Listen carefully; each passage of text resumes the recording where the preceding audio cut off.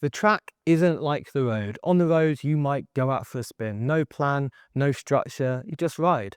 The track doesn't work like that. You book a session, you turn up, there's a coach, there's a structure. Every minute often has a purpose, but not everyone is there for the same purpose. Some riders might be working through their accreditation, getting comfortable, getting safe, getting confident riding with other people. Some are preparing for racing. They want to arrive at a race night or track league having already been in the situations they face. Changes in a bunch, holding position when the pace lifts. They want race line to feel familiar, not chaotic. Some are there to get faster, sprint development, endurance efforts, physiological work that happens to be on the track. And some are actually racing, scratch races, elimination, points, win out, keirin, match sprint, journey racing, the real thing. Different riders, different goals, same track, often the same session, and the coach is designing for all of them at once. Today, I want to talk about what's going on behind the blocks, why some sessions feel repetitive and others feel varied, and why the whole point of most track sessions is to put you in controlled versions of situations you'll face when it matters. Four different purposes. Argue with me in the comments if you want, but I feel there's skills development, race preparation, components of fitness, and hybrid sessions, and each one shapes the session differently. So skills development, that's building patterns, changes from the front, holding your line, riding in proximity, controlled, repeatable exposure to the fundamental movements of track riding. This is where practice scheduling really matters. Race preparation. This is exposure to race situations in controlled environment. You've done a scratch race in training, you've responded to surges, you've held position when the bunch tightens, so when it happens during a track race, you've been there before. That familiarity builds confidence. Then components of fitness, flying 200s for sprint speed or pursuit efforts for endurance. Pure fitness blocks. The primary driver is intensity and recovery. This is where we prioritize the engine. And finally, mixing it all up, hybrid sessions, fitness and skills overlapping, physiological load and tactical decision making at the same time. The track is purpose driven. The coach's job is to design around that purpose. So for skill sessions and the skills portions of hybrid sessions, I'm making two decisions every time: the practice schedule and the conditions. Decision one, the practice schedule. The order I put skills in across a session. Do I repeat one skill the whole way through, or do I progress it? Do I mix different skills together? Three options here: blocked, serial, or random. And decision two, the conditions around the skill, whether the environment stays the same or changes whilst riders practice. Two options: constant or variable, and they're separate choices. The schedule decides what skills appear and in what order. The conditions decide what the riders face whilst practicing. I'm going to walk you through each one. So I mentioned it just now, but the practice schedule. There's three options: blocked, serial, and random. One practical thing first though, when riders are riding at 50k an hour on the banking, I can't shout new instructions.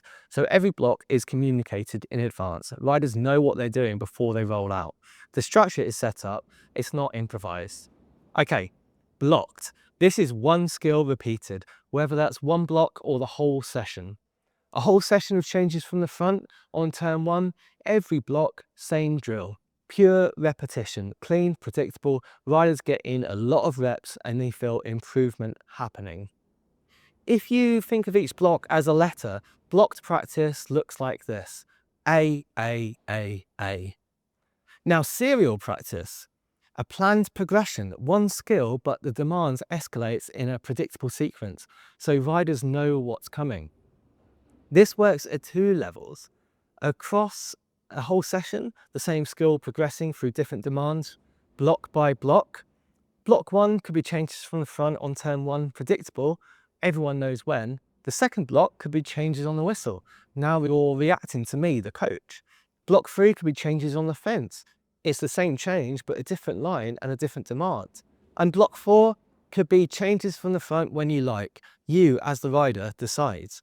So it's the same skill throughout, but the decision-making demand increases each block. By the fourth block, the rider is reading the situation and choosing when to go, much closer to what you would experience in racing. And then within a block, a single block that has planned stages built into it. So this could be through and off rotation that opens out into a 10-lap scratch race. Riders know what the plan is before they start. The rotation builds the controlled pattern. The race tests whether it holds. 2 stages, predictable and escalating.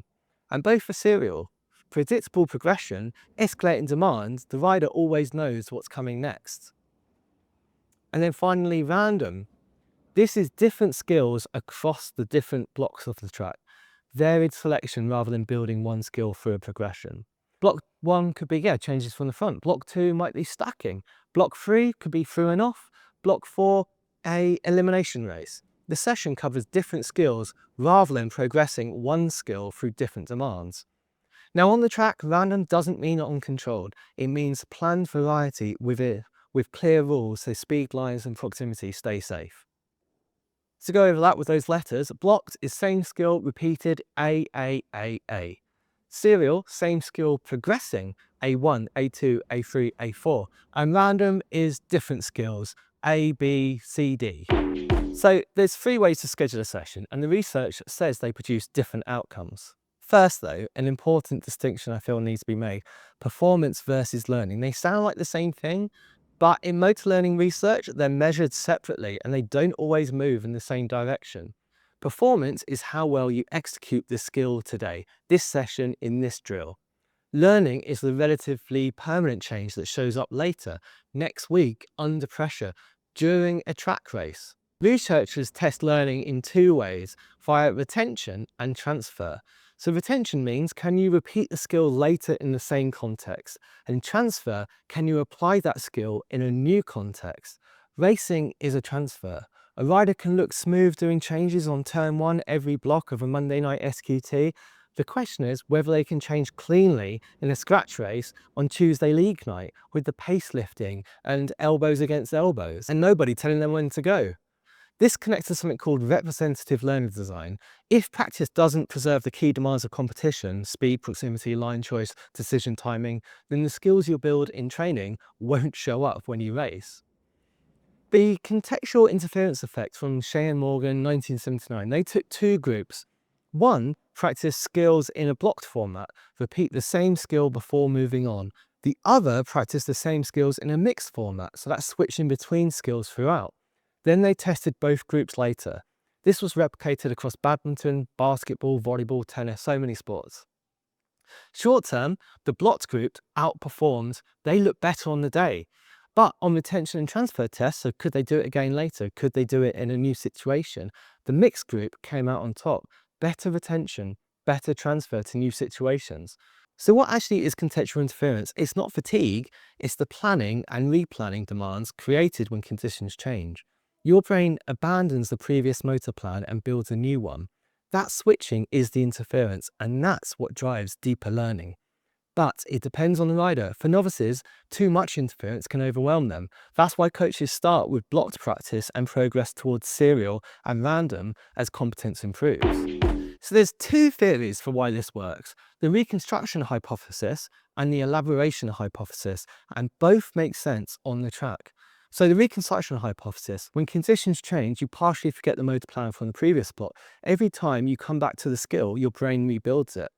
Blocked session, changes on turn 1, every block. By the 3rd block, you're on autopilot. You're not problem solving, you're just repeating. The serial session, so changes on turn 1, then changes on the whistle, and changes on the fence. Your brain reconstructs what a change looks like in a new context. Different trigger, different timing, different decision. And that rebuilding is what creates a stronger foundation. And elaboration: when constraints shift, your brain compares and contrasts. How is changing on turn 1 different from changing on the whistle? What changes when a through and off becomes a race? So you're not just learning to change from the front, you're learning what a change is across different situations, and that's what transfers into racing. So this is where it gets real. I know that varied practice builds better long-term transfer, but riders, they don't always experience it that way. In a blocked session, changes from the front same way every block, or riding in pairs and pairs changing every block. Riders get into a rhythm, they feel the improvement, they leave confident. In a serial session, the same skill, demand shifting each block, the riders feel like they couldn't quite master any single version, and it's less satisfying for them. The block session felt great, The serial session prepared them better for racing, and that's the tension. But purpose matters most. For race preparation, racing isn't blocked. Nobody in a scratch race changes the exact same way every time, so the training has to reflect that variability. If you're building fundamental, blocked practice has real value. You build the pattern, you build the confidence. If it's for fitness, the structure serves the physiology, intensity and recovery, not contextual interference. The craft is knowing which approach the session needs. Now, the second decision I mentioned earlier, the conditions around the skill. Constant practice, conditions will stay the same. Changed from the front, always on the black, always on turn 1 or turn 3, always at the same speed. And variable practice, conditions change around the same skill. Line specific changing, fence changing, whistle changing, self-selected timing. It's the same skill, but it's different conditions each time.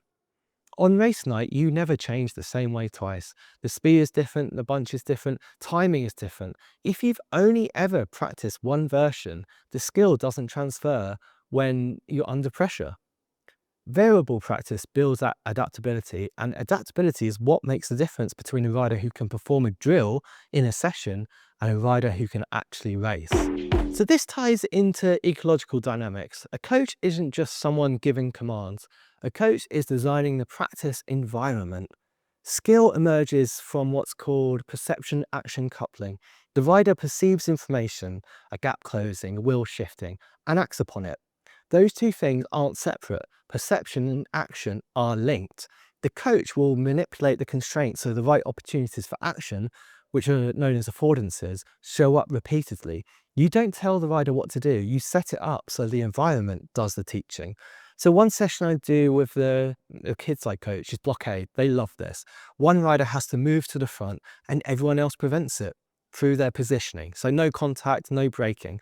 I haven't told anyone how to position, but I've set up constraints where positioning has to emerge as a skill, so that when it happens on race night, they have been there.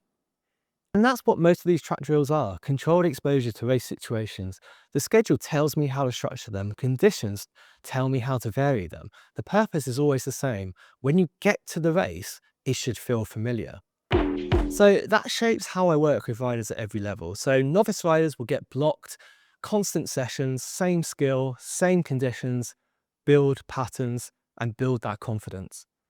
Perhaps more intermediate riders will get serial sessions, same skill progressing through different demands or blocks building from controlled drills into race applications. And those advanced riders, they get random sessions, different skills across blocks, hybrid sessions where skills meet, physiological load, race practice where the controlled environment gets as close to a track race as possible. From getting safe to competent to race ready. And I feel my coaching is deliberately hands-off. If someone comes off the track and it didn't look exactly like what I asked for, I'm not going to get mad. You treat that as information. Sometimes that's on me. As the coach, I didn't explain the drill clearly enough. The intention didn't land. The constraints weren't set up cleanly. Sometimes it's the rider solving the same problem, doing something a different way. The outcome is the target. The exact method they use to get there is not always fixed. And so there's a name for this: constraints-led coaching. So I don't install skill through instructions and shouting at people and cues, but I set up the right task, the right environment, and the rider finds a solution that often works within those constraints and their own capabilities. Different riders might solve the same problem differently, and that's fine. The outcome is the target, not one specific movement pattern. Did the session achieve its purpose? If it did, the drill did its job, even if it looked different across the riders. Next time you watch a pursuit or a kilo, anytime you've got a starting gate out, you'll notice on the countdown, riders will all have their own way of doing it. There's a way that I've been told is the fastest that I should coach, but these riders have often figured out something better that works for them. So if you've been through the British Cycling accreditation pathway, it follows the same progression, 4 stages: solo riding, paired riding, bunch riding, and assessment. Each one maps onto what we've been talking about. So stage 1, that's solo riding, controlling speed, riding the lines. It's blocked, it's constant, it's low interference. The purpose for this is to get safe on the track. Stage 2, that's pairing up. You're now managing gaps, you're changing from the front. Variability increases. The purpose for this, just riding with others. Stage 3 is bunch riding. Coach-led racing exercises, more skills, more variation, higher interference. The purpose is race prep. In stage 4 is that assessment, everyone's favourite. 40 minutes on the track demonstrating skills under sustained demands, the transfer test. The purpose, can you do it all when it counts? So a simple rule of thumb, confidence and building a pattern, you want blocked, same skill, same conditions. If it's race readiness you're after, you want serial, same skill, progressive demands, or build from control drills into race application within a block. If it's more broad development, random, different skills across the block. If it's for those components of fitness, you want structure for intensity and recovery. Don't judge a session by how it felt. Blocked feels productive. Serial will feel unsettled, but serial sessions often prepare you better for racing because the variability is closer to what you'll actually face. Trust the exposure. The drills are controlled versions of race situations. When you've done it in training, race night feels familiar, and that familiarity is the point. And remember, the schedule is how you order the skills. The conditions are what the rider faces when they practice.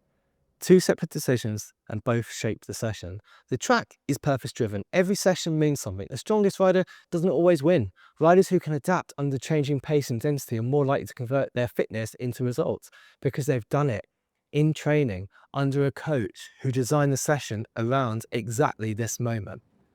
And that's what your track coach is thinking, even when all you see is a block on the track. So, saddle, up, up, up, up, up. I'll see you on the track. Cheers. Bye-bye.